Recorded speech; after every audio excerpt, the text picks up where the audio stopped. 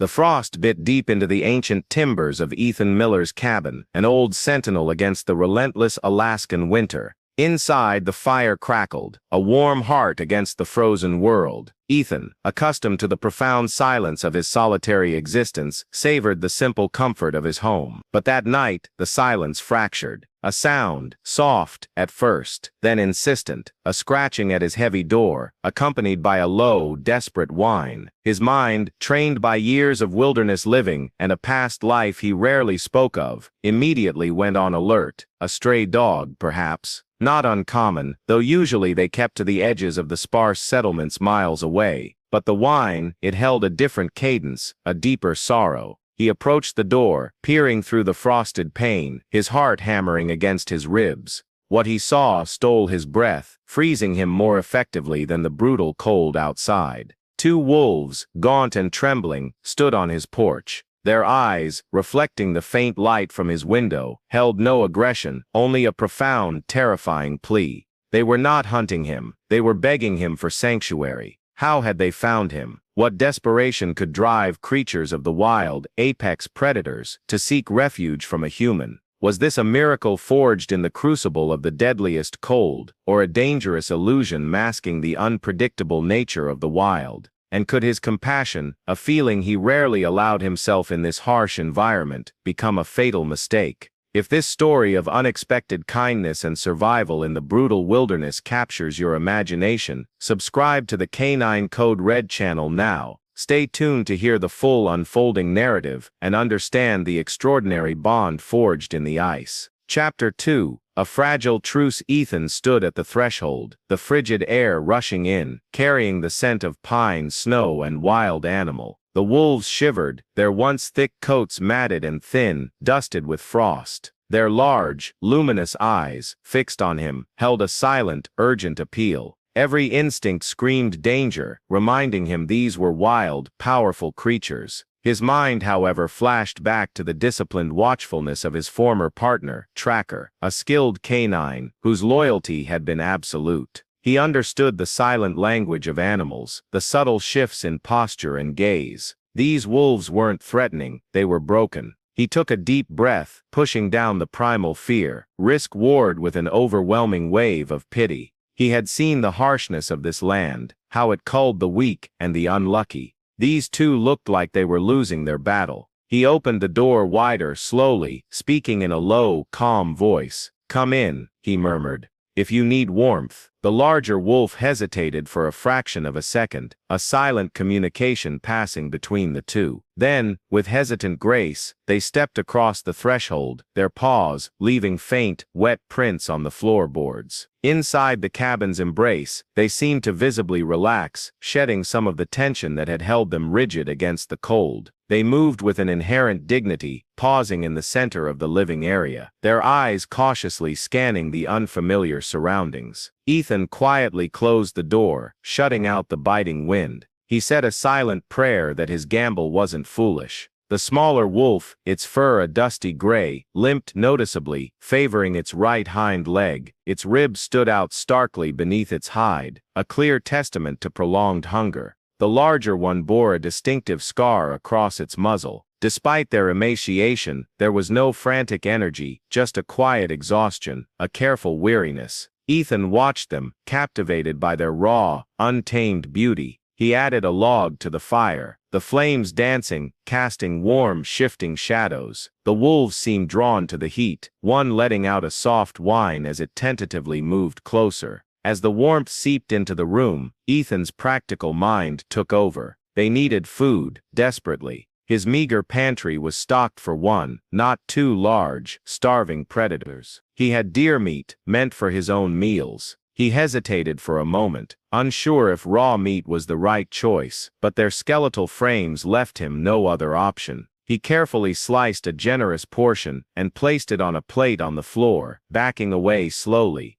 The smaller wolf approached first, sniffing the air cautiously before beginning to eat. The larger one joined moments later, and they devoured the meat with quiet, focused intensity. In their eyes, Ethan saw a flicker of gratitude, a moment of relief in their endless struggle. His heart ached for them. How long had it been since they had eaten? The wilderness in this cold was a cruel master. After they finished, their rigid posture softened slightly. Ethan remained seated by the fire, maintaining a respectful distance. He knew the danger hadn't vanished, but an unexpected sense of peace settled over him. Their presence, born of such extreme need, felt strangely comforting in his solitude. They were too exhausted to pose an immediate threat, their natural caution overridden by the desperate need to survive. The larger wolf eventually lay down, letting out a soft groan in its sleep, its paws twitching as if chasing phantom prey. Ethan felt a strange impulse to offer comfort, but he restrained himself, respecting the delicate, unspoken trust that had formed. Before sleeping, he double-checked the cabin's locks, a standard practice in this remote place, but especially critical now with his wild visitors. He extinguished the lights, hoping for a peaceful night. Despite the old stories of dangerous encounters with wolves, he felt a quiet certainty that they meant him no harm. Chapter 3. The Healer's Touch. The morning light filtered through the icy window panes, earlier than Ethan expected. He awoke, bracing himself for chaos or aggression, but found a scene of quiet repose. The wolves were awake, watching him calmly, a silent acknowledgement of the previous night's grace. As he stoked the fire back to life, he noticed the smaller wolf's limp was worse. A knot of fear tightened in his chest. He approached slowly, testing the boundaries of their fragile trust. He knelt carefully, extending a hand. The wolf watched him, unmoving, as if understanding his intent. When he gently touched its swollen hind leg, a low whine of pain escaped it, but it didn't pull away or show aggression. The leg was swollen, warm to the touch, possibly an old injury or frostbite exacerbated by the cold and their journey. He knew interfering with a wild animal was risky, but he couldn't leave it to suffer. "I'll do what I can," he whispered, as if the wolf could understand his promise. He retrieved his basic first aid kit. His mind went back to his younger days, perhaps a Boy Scout camp, or maybe more recent, utilizing skills honed during his time as a K-9 officer, where tending minor injuries on tracker was part of the routine. He had no experience with wild animals, but he knew how to clean and bandage a wound. The real challenge was whether the wolf would allow it. The larger wolf watched from a distance, its amber eyes fixed on Ethan's every move, a silent sentinel. Ethan moved with deliberate slowness, his voice a low, soothing murmur, hoping to ease the smaller wolf's fear. "It's okay," he said softly, as he carefully placed a folded towel under the injured leg. He used cotton swabs to apply antiseptic gently. The wolf whined, but held still. The wound wasn't deep, but it was inflamed and red, likely aggravated by the cold and constant travel. Compassion flooded him, imagining the hardship they had endured. The larger wolf paced restlessly, letting out soft whimpers of concern. Ethan glanced at it, nodding. "I'm trying to help," he murmured, hoping his calm voice might reassure it too. He finished cleaning, applied a light bandage, then examined the wolf's paw pads. They were cracked and raw, showing signs of frostbite. He carefully applied a soothing ointment and wrapped the injured paw loosely. The wolf twitched and let out a soft cry, but remained surprisingly compliant. A sigh of relief escaped Ethan. "Finished," he whispered, slowly withdrawing his hands. The wolf took a deep, shaky breath, as if sharing his relief. Ethan managed a small smile, feeling an inexplicable connection forming with these wild, wounded creatures. His immediate focus shifted to the larger problem, survival. He inventoried his supplies. He had enough meat for one more meal, maybe, but his stock was dwindling fast. If the wolves stayed longer, he would need to find food, a daunting task in the brutal winter. He decided to go out for firewood and perhaps scout for potential hunting areas.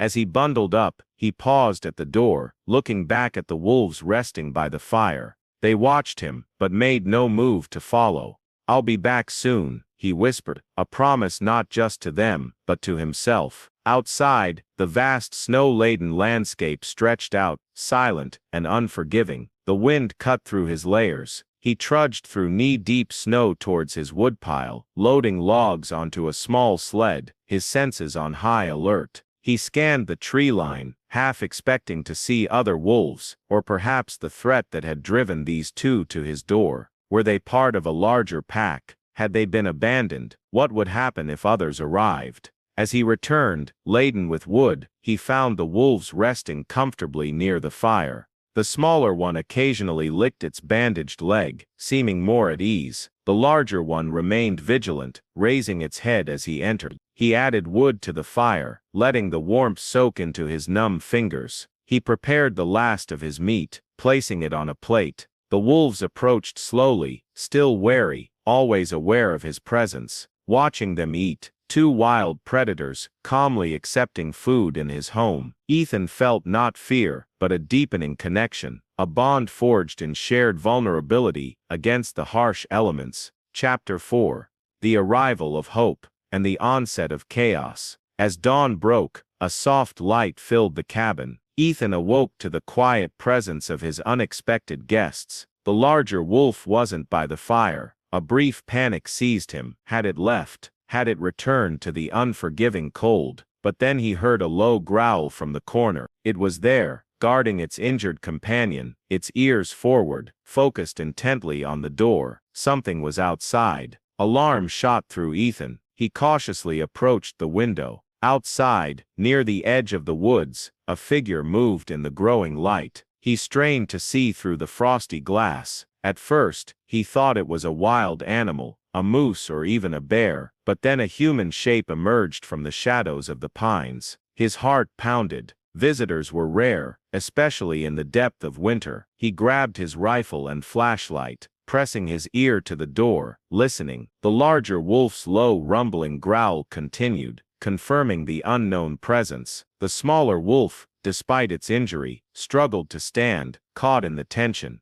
"It's okay," Ethan whispered, trying to soothe them, and himself. He eased the door open a crack. The frigid wind hit him, but the figure was gone. Fresh footprints marred the otherwise pristine snow, circling the cabin. He stepped outside, the cold air stinging his cheeks. A slight movement near the woodpile caught his eye. Was the stranger in need of help, or was this a threat? Steeling himself, Ethan called out, "Hello, if you need help, speak up." Only the mournful echo of the wind answered. He followed the tracks, his heart racing. Did someone know about the wolves? Were they being sought, or worse, threatened? He circled the cabin, checking for any signs of damage. As he reached the woodpile, he noticed fresh marks on a nearby pine tree. He knelt to examine them, but then a voice shattered the stillness. "Are they inside?" A woman's voice asked, low and urgent. She was bundled in a thick parka, her face mostly hidden by a hood and scarf, but her eyes, sharp and anxious, were fixed on the cabin door.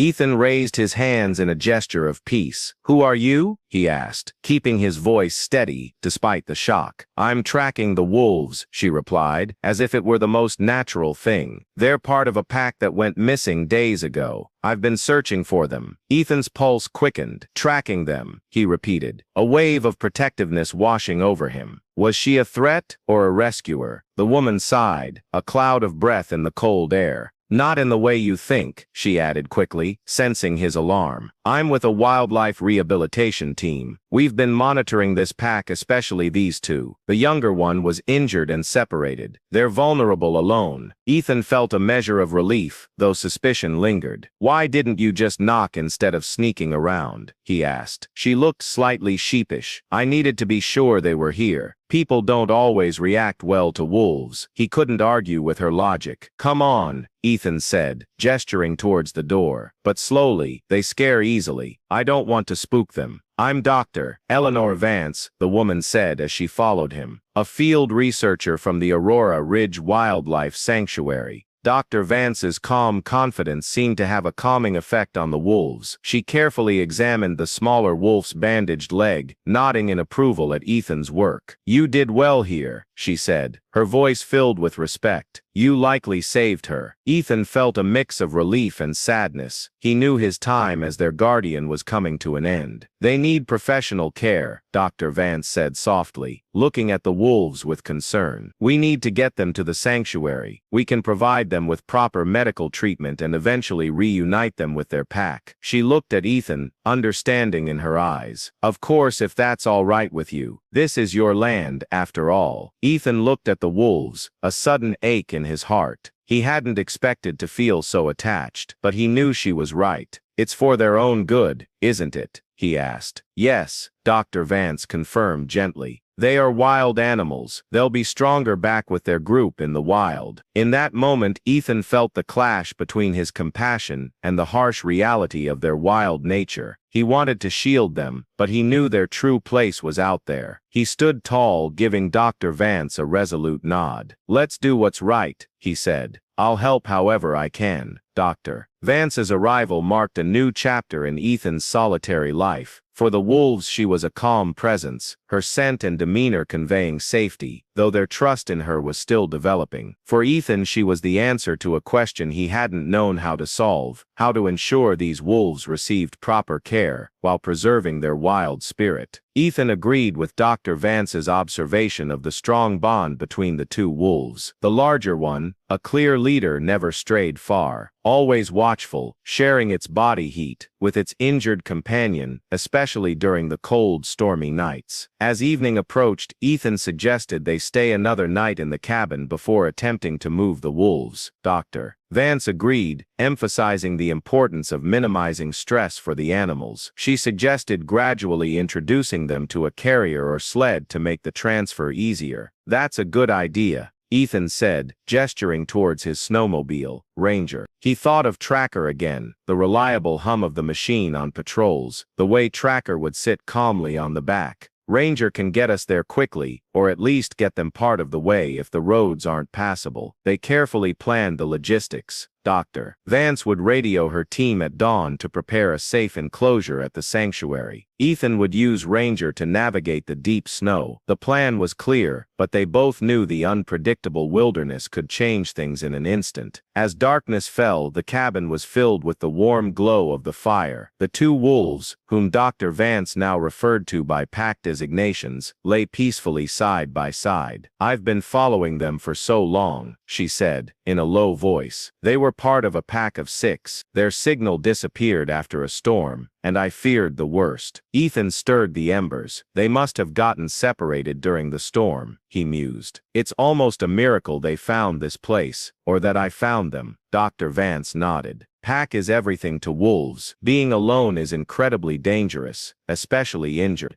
It's amazing they've survived this long." They talked of lighter things: Dr. Vance's experiences in the field, Ethan's quiet life, the challenges of this environment. The wind outside had softened, leaving a stillness that felt both peaceful and slightly ominous. Occasionally, the wolves stirred, a soft reminder of their proximity and the profound trust they had placed in him. Before bed, Ethan again offered the wolves food. Dr. Vance watched him, a mix of curiosity and respect in her eyes. She was amazed at how natural the animals seemed around him. Ethan blushed slightly, unused to praise. "I couldn't just watch them suffer in the cold," he said softly. "They needed help, and I guess I needed it too." Dr. Vance's interest piqued. Ethan paused, then offered a cautious smile. "Living alone out here isn't easy. Maybe in a way, I needed their presence as much as they needed mine." Chapter 5: The Blizzard's Embrace. As the night deepened, the wind began to howl again, battering the cabin. The storm intensified, shaking the sturdy log walls. Snow whipped against the windows. Ethan and Dr. Vance woke often, checking on the wolves, who remained surprisingly calm despite the noise. The larger one occasionally raised its head, listening intently, but always settled back down, seemingly secure in their temporary sanctuary.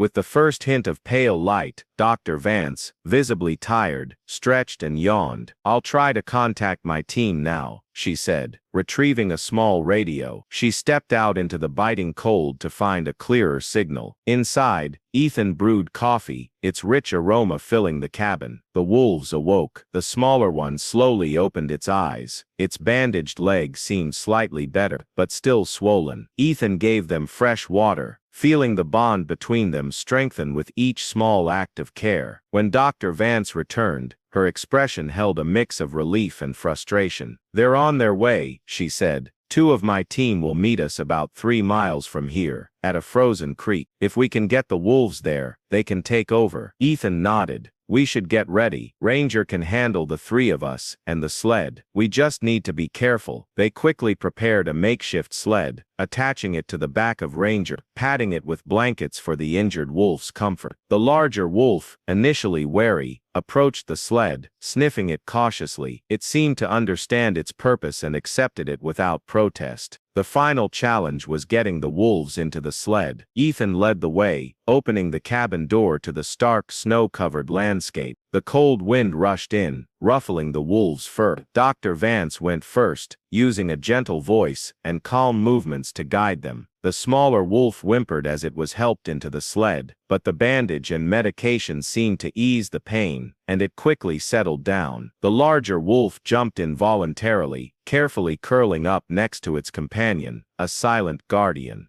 Their destination was Frozen Creek, where Dr. Vance's team, Bob and Sophia, waited. Although only 3 miles away, the journey felt both short and perilously long. The sun offered weak warmth, but the intense cold of the Alaskan winter prevailed. The wind whipped snow upwards, stinging any exposed skin. Dr. Vance frequently checked her radio, but the signal was often lost among the thick woods and steep terrain. "They should be there within the hour," Dr. Vance shouted over the wind's roar. "We need to keep up our pace." Ethan nodded, focused on navigating Ranger through the deep snow, avoiding drifts and hidden rocks. He frequently checked on the wolves in the sled. The larger one's ears were alert to every bump and turn, but its calm posture conveyed trust. The sled bounced over icy hummocks, snow dusting the wolves. They whimpered softly in the cold, but remained settled, seemingly understanding their safety depended on staying put. As they entered a thicker part of the woods, visibility suddenly dropped as the trees closed in, their branches heavy with snow. Ethan slowed Ranger, maneuvering carefully to avoid collisions.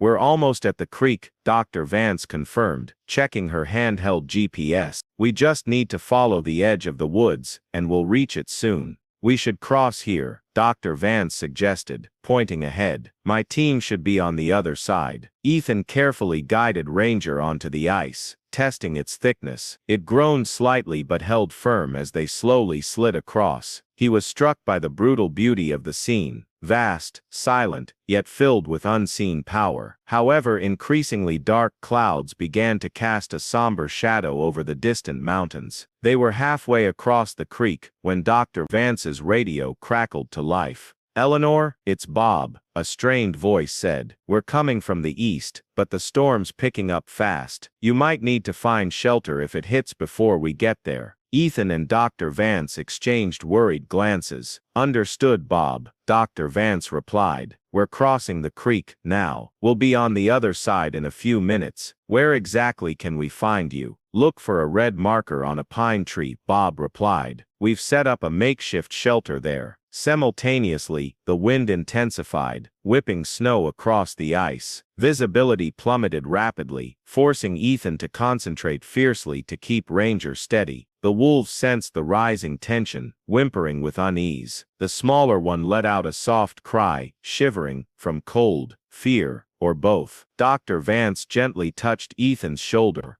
"Almost there," she said, her voice steady. "We'll find that marker." Chapter 6: Shelter from the Storm, and a New Mystery. They reached the other side of the creek, where the thick forest stood like silent guardians. The wind lashed snow into their faces, almost blinding them. Ethan squinted, searching for any sign of red among the trees. Finally, through the dense snowfall, his eyes caught a splash of color on a tall pine. A wave of relief washed over him as he steered Ranger towards it. Beneath the tree, they found a partially erected shelter, where two figures struggled to secure tarps against the furious wind. Nearby, a small fire flickered, weak but a welcome source of warmth. Dr. Vance waved enthusiastically, and the two figures, Bob and Sophia, turned, raising their arms in greeting. As they approached, Ethan cut Ranger's engine. Dr. Vance quickly dismounted, explaining the situation to her team over the howling wind. "We found them," she shouted, pointing to the sled.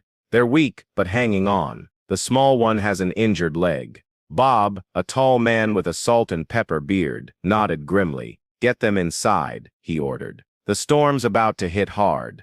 "It's coming in fast," Sophia warned, concern in her voice. Meanwhile, the smaller wolf, shivering from cold and exhaustion, allowed Sophia to gently lift it into the soft blankets near the fire. Ethan stood aside, alert, ready to intervene if the wolves became distressed. Once the wolves were settled under the tarps, the team quickly worked to reinforce their surroundings. Bob tied down the tarps against the coming gale, while Sophia prepared supplies for the wolves, a full first aid kit, clean bandages and sedatives if needed. Watching them, Ethan was filled with mixed emotions. Relief that the wolves were in professional hands, but also an unexpected sadness. For the past few days, they had been his responsibility, and a bond, however unusual, had formed. A quiet regret lingered.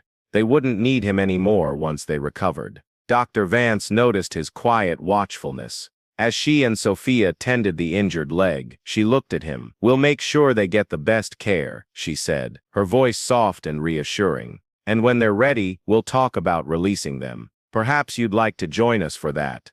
Ethan managed a small smile, appreciating the offer. "I'd like that," he replied softly. The wind picked up, fueling the raging storm outside, but inside their makeshift camp, there was a different kind of warmth, the warmth of camaraderie, compassion, and respect for the creatures they were trying to protect. The storm grew fiercer, the shelter's ropes and tarps strained and flapped violently in the wind. The temperature dropped sharply. They huddled together, fighting to keep the fire alive and the tarps from tearing free. No one slept soundly. Ethan watched the larger wolf pacing restlessly beside its injured companion. The sedative was working on the smaller one, which lay peacefully, while the larger one was clearly agitated, nudging the sleeping wolf with its nose, letting out soft whimpers as if saying, "I'm here. Don't worry." By midnight, the storm was a full-blown blizzard, heavy snow burying everything, rattling their fragile sanctuary. Dr. Vance and Sophia rushed to repair a section of the tarp that had come loose, pounding stakes deeper into the frozen ground. Bob's instructions were almost lost in the wind's roar. Ethan joined them, his hands growing numb despite his gloves. The wolves sensed the struggle. The larger wolf's fur bristled, its teeth bared slightly as the flapping tarp got too close. Dr. Vance calmed it with a soft voice, meeting its gaze. "Easy now," she whispered, reaching out a careful hand. "We're here to protect you." After several long hours, the storm's fury began to wane. The violent gusts subsided into a steady roar, and the heavy snow became a softer, consistent fall. Bob peered outside. "It's easing up," he shouted back, relief in his voice. "If it holds, we might be able to move out by morning." As the blizzard calmed, the group took turns resting. Ethan sat near the wolves, leaning against a post. The larger wolf, no longer agitated, finally settled down, resting its head on its paws. A faint smile touched Ethan's lips, amazed at the trust that had formed so quickly amidst their ordeal. He looked at the smaller wolf, sleeping peacefully, a testament to its resilience. There was a quiet strength in its stillness. Ethan whispered softly, a promise made to himself. "We'll fix this, we'll take care of you."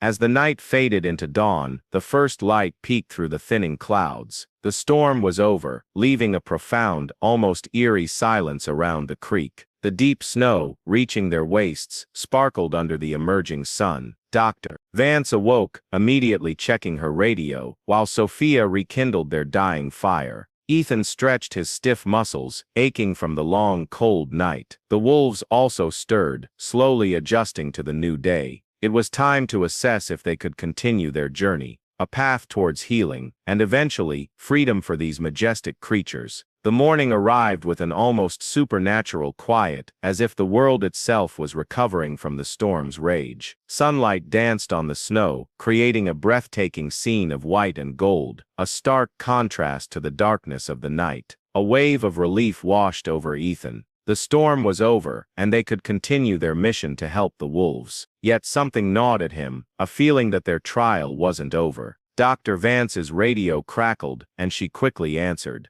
"Bob, can you hear me? The storm's passed. What's your situation?" After a moment of static, Dr. Vance stiffened, tension evident. She turned to Ethan, her face troubled. "Bob says the weather's better, but we have a new problem. The road to the sanctuary is blocked by fallen trees and ice. They're trying to clear it, but it could take hours, maybe a whole day." Ethan sighed deeply, the weight of the news settling in. "So we're still stuck," Dr. Vance nodded. "We can't force the wolves to walk in this condition, especially with one injured, and Ranger won't get through if the main roads are blocked." Despite the setback, the group remained resolute. They kept the fire going, monitored the wolves, and discussed how best to manage the delay. The larger wolf grew restless, pacing inside their makeshift shelter, occasionally sniffing the air, as if searching for a familiar scent. The smaller wolf, though calmer from the sedative, also seemed uneasy, its half-closed eyes flicking open.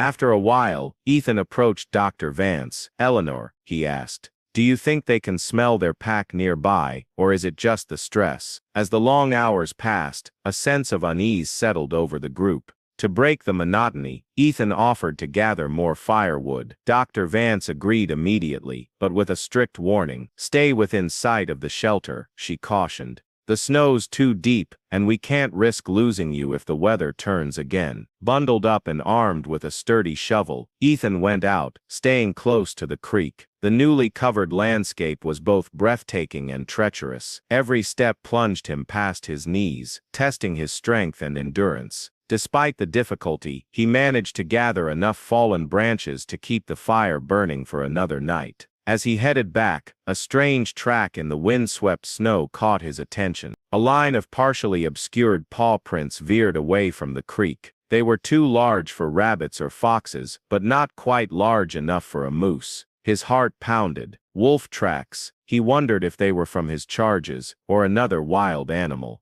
Curiosity overriding caution, he followed the prints. They had an irregular pattern, suggesting the animal was limping. A flood of questions filled his mind. Another injured wolf from the same pack, or had one of the wolves they were caring for somehow escaped? As he pondered this, a sudden gust of wind whipped up, driving fine snow and obscuring his vision. When it subsided, a sick feeling settled in. He had wandered further than intended. The shelter was out of sight, swallowed by the falling snow and distance. He looked back, recognizing the twisted pine tree he had passed just moments ago. It was better to turn back now before he got completely lost, or before the weather changed again. Chapter 7.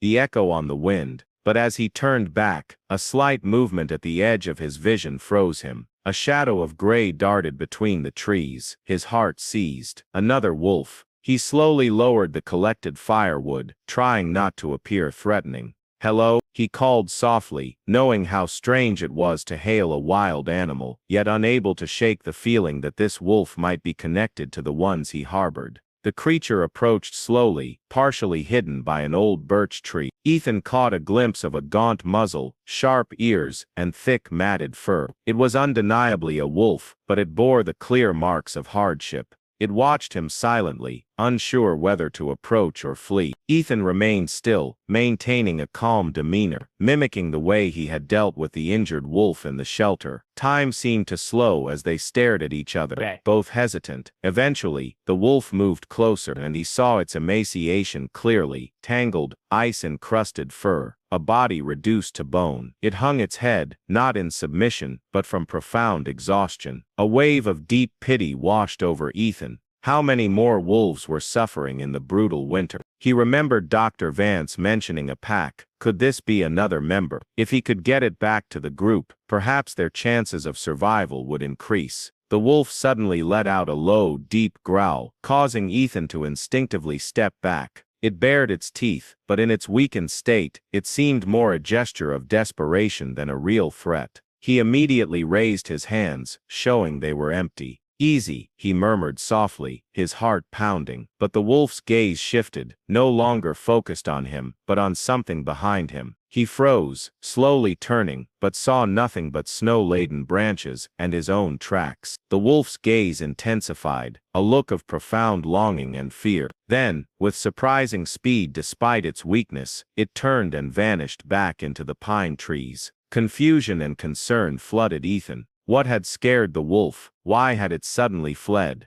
Carrying his firewood, he returned to the shelter, the encounter replaying in his mind. Dr. Vance immediately noticed his heavy expression. "Are you all right?" she asked, as he dropped the wood by the fire. Ethan recounted his encounter. Dr. Vance listened intently, her face thoughtful. "Another lone wolf," she said, her tone serious. "Hungry, or injured, could be part of the pack I mentioned, or just a stray. But following it alone is dangerous." Ethan nodded. "I know, but I couldn't just ignore it. It looked desperate." Dr. Vance's expression softened. She gently placed a hand on his shoulder. "I understand," she said, "but we need to prioritize the ones we have now. Once they're stable, we can search for that wolf. We can't risk our safety, or theirs, right now." Ethan looked at the two wolves under the tarp, feeling the weight of his emotions. He knew he couldn't save every animal in the wilderness, but the image of the lone, emaciated wolf fueled a fierce determination in his heart. As the hours passed, the quiet around the creek deepened, the fresh snow muffling even the faintest sounds. Ethan and Dr.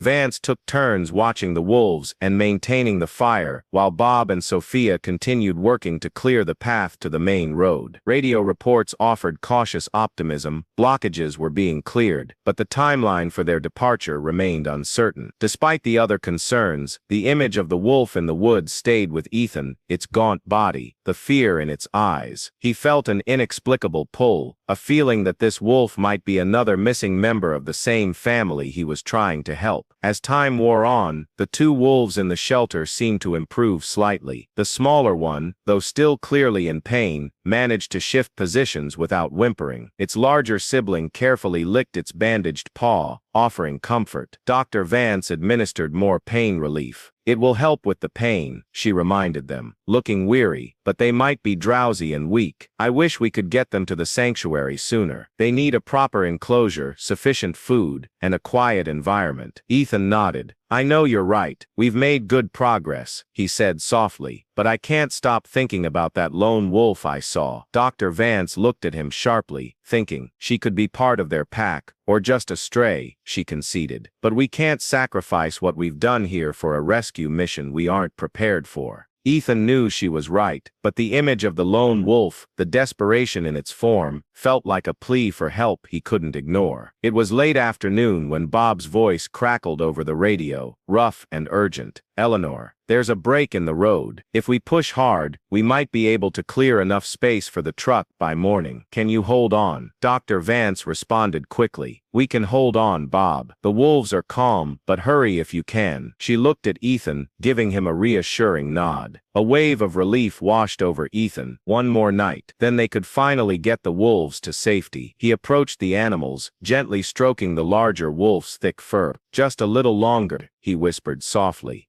"Help is coming." But their brief moment of peace was shattered as twilight deepened, the sky turning a vivid purple blue. The larger wolf's hackles suddenly rose. It stood up, its ears swiveling, tracking a sound in the distance. The smaller wolf stirred uneasily, letting out a soft, questioning whine. "What are they worked up about?" Dr. Vance asked hesitantly, her stance tensing. She quickly grabbed her binoculars, scanning the edge of the forest beyond the setting sun. "There's something moving out there," she said, "but I can't tell if it's human or animal." A cold dread gripped Ethan. "The wolf I saw earlier," he said, a mix of dread and hope in his voice. Before they could react, the larger wolf let out a sharp bark and moved away from the blankets, heading towards the shelter's entrance. Ethan immediately blocked its path, hands raised in a calming gesture. "Easy, please," he pleaded. "You can't run now." The wolf emitted a low growl, not of anger, but clear distress. It glanced briefly at its smaller companion, then back at Ethan, as if weighing duty against self-preservation. Ethan's heart ached. The animal clearly sensed a familiar presence, perhaps a pack member. Chapter 8, Family Reunited, and the Quiet Goodbye. Suddenly, Dr. Vance's radio crackled to life, cutting through the tense silence. Eleanor. Important news. Bob's voice was fast, clear. We spotted another wolf near the road. Looks weak. Might be trying to make its way to you. Excitement seized Ethan. That's it, he exclaimed, turning to Dr. Vance. The third wolf. It's coming here. Dr. Vance looked at him, worry etched on her face. We can't let it come in injured and alone, she explained. But we can't leave these two. A surge of determination mixed with frustration filled Ethan. I'll go, he blurted out, surprising even himself. I'll stay here with them, he said, gesturing to the two wolves. But I need to find the other one. It might be part of their group. Sophia frowned in hesitation. Just one of you? What if it's too scared or aggressive? I won't be reckless, Ethan replied firmly, but I can't leave it to suffer in the cold. I'll take Ranger, my snowmobile, and try to meet it. Dr. Vance looked at the worried faces around her. All right, she said, finally, though her voice was filled with apprehension. But stay on the radio. If anything goes wrong, call us immediately. We'll find a way to help. Ethan quickly prepared, bundling up and grabbing his small first aid kit. He checked Ranger's fuel, enough for a quick trip, as long as he didn't go too far. I'll just scout ahead, he said. If I don't find it, or if the situation gets worse, I'll come right back. The two wolves watched him silently as he prepared. The smaller one let out a soft whine, as if understanding the impending separation. Ethan paused, stroking its fur. I'll be back, he promised. He mounted Ranger and started the engine, its roar cutting through the cold night air.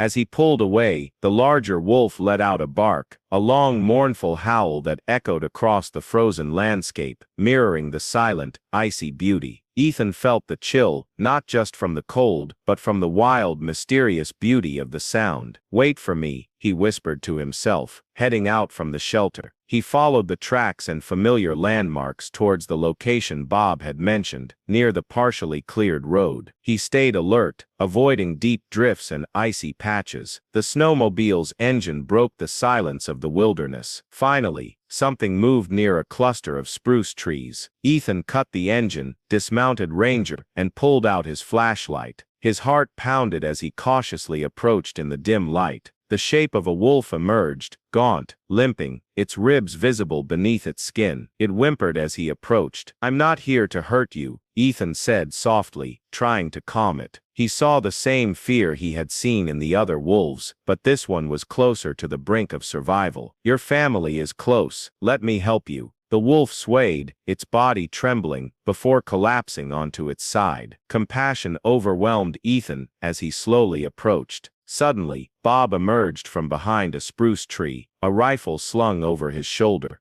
Easy now, Bob said softly. We don't want to spook it. Ethan nodded, grateful for the backup. He knelt on the frozen ground, reaching out a hand in the calm, steady gesture he had used before. He wondered if the wolf could sense his true purpose, or if fear still held it captive. The wolf lifted its head, and in the weak light from Ethan's flashlight, their eyes met. In that moment, there seemed to be a silent understanding between man and animal. The snow falling around them seemed to slow, as if the entire forest waited. Slowly, Ethan whispered, moving closer with gentle determination. His hand trembled slightly, not from cold, but the weight of the moment. He had no formal training with wild animals like Dr. Vance, but his compassion and instinct guided him. The cold wind carried his scent to the wolf. It sniffed, and a low, mournful whine escaped it. In its tired eyes, Ethan saw a flicker of recognition, perhaps a memory of a safe place, or a slight acceptance of their presence, before the animal gave up, lacking the strength to fight, or even flee. Ethan took a deep breath, and carefully covered the wolf with the blanket he had brought, speaking softly, hoping to ease its fear. You're safe, he whispered. We're taking you back to your family. Bob approached, scanning the dark surroundings, alert for any danger. Let's get it back to Eleanor, he suggested softly. This might be the missing piece. Ethan nodded and carefully lifted the wolf's head, surprised at how light it was, a clear sign of how long it had gone without sufficient food. Easy now, he said to Bob, his voice firm. I'll go ahead, you follow. Slowly, together they carefully loaded the weakened wolf onto a sled, similar to the one Ethan had used earlier. It whimpered softly, too exhausted to resist. Once it was secured, Bob took the lead, pulling the sled with his snowmobile, while Ethan followed on his old Ranger. The return journey to the makeshift shelter was filled with tension and quiet anticipation. Ethan felt the anxiety of bringing the lone wolf back to the others, unsure how the group would react. Wolf packs had complex social structures, and there was no guarantee it would be immediately accepted. Yet he hoped for the best, especially after witnessing the clear connection between the two wolves already in his care. As they arrived at the shelter, under a sky painted in hues of lavender and orange, Dr. Vance rushed out, her face a mix of worry and surprise. "You found her?" she asked, disbelieving. Ethan dismounted Ranger, nodding seriously. "She's weak but alive,"